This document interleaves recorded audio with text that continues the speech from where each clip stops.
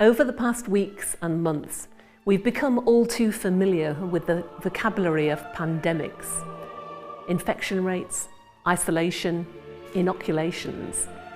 But COVID-19 is far from the first pandemic to sweep the world. A chance discovery by a member of our research team of a letter from 1741 in our archives has opened a window to a time when the world faced an even more deadly pandemic. Smallpox. It was called the speckled monster. At its height, it killed 1 in 4 of those it infected, left 1 out of 10 blind, and many horribly disfigured.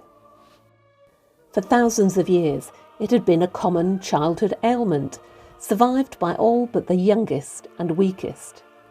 But sometime in the 16th century, it mutated into a more deadly form.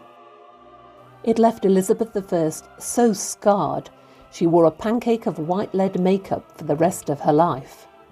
It carried off 6 crowned heads of Europe, including 32-year-old Queen Mary II of England.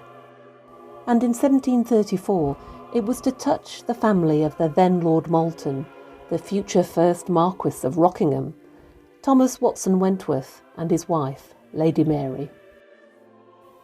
They received the dreadful news that their 14-year-old eldest son Thomas had caught smallpox returning home from his studies in Geneva and had died at Leyden in Holland.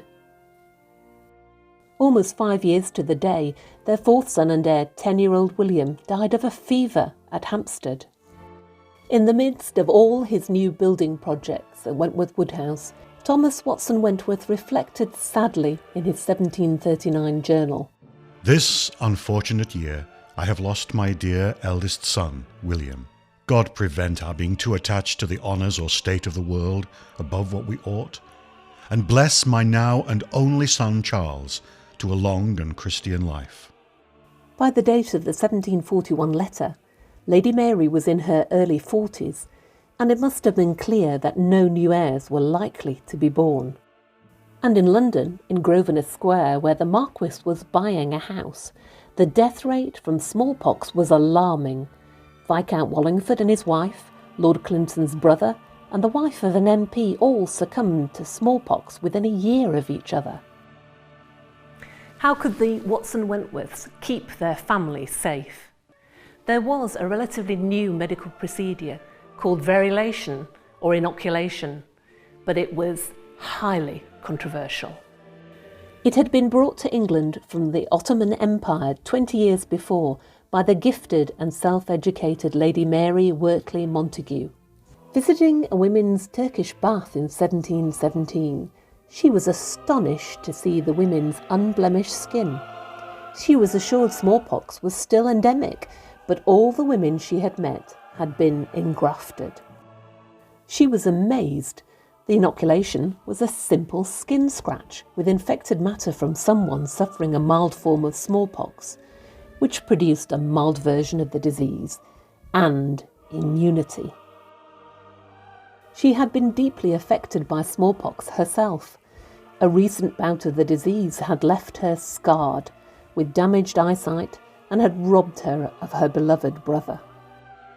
She immediately had the British Embassy surgeon oversee the inoculation of her young son by a local woman, and on her return to England, she made it her mission to demonstrate its success.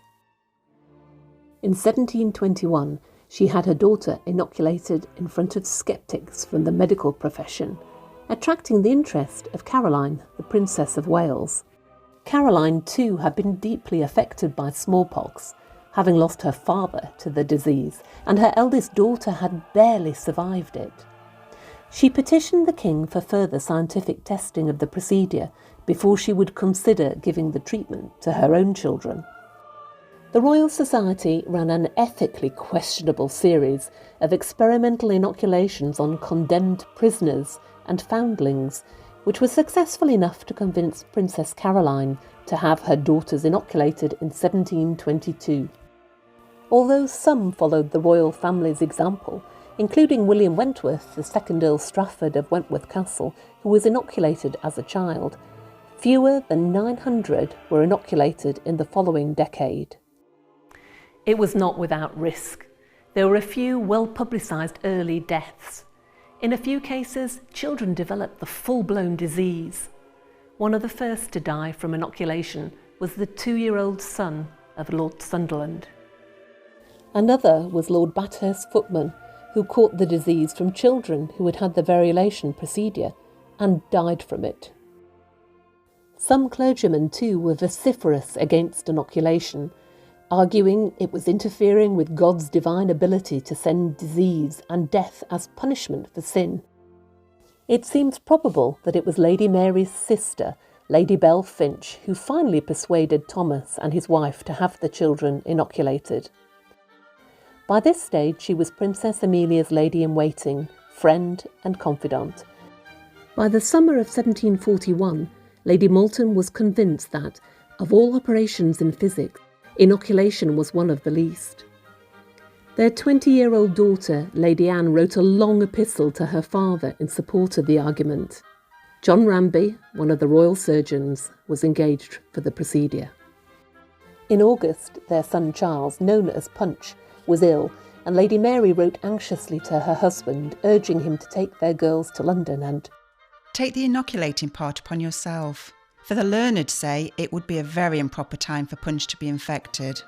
For if I have anything to do with them, I must not come near him for some time. In September 1741, Thomas wrote joyfully of the progress of his son. Lord Hiram's recovery advances well, and all the 4 girls have the smallpox in the most gentle manner. They think all the eruptions are out and the fever declining. They have very few, Charlotte but 1 on her face, and Nanny 7 who has the most. You'll have time to go to Raby, for we can fix no journey yet. Your very humble, faithful servant, Moulton. It would be another 56 years before Edward Jenner created a safer vaccine based on cowpox, which provided immunity without risking development of the full-blown disease. And it would not be until 1853, when vaccination became compulsory for the general populace, that smallpox would finally be on the retreat. The decision Thomas Watson Wentworth, first Marquis of Rockingham, and his wife made to inoculate their children was to have far-reaching consequences. Not only did all of the children make a full recovery, all surviving into adulthood, but 9 years later, Charles inherited his father's titles and estates, and in 1765 became Prime Minister of Britain for the first time.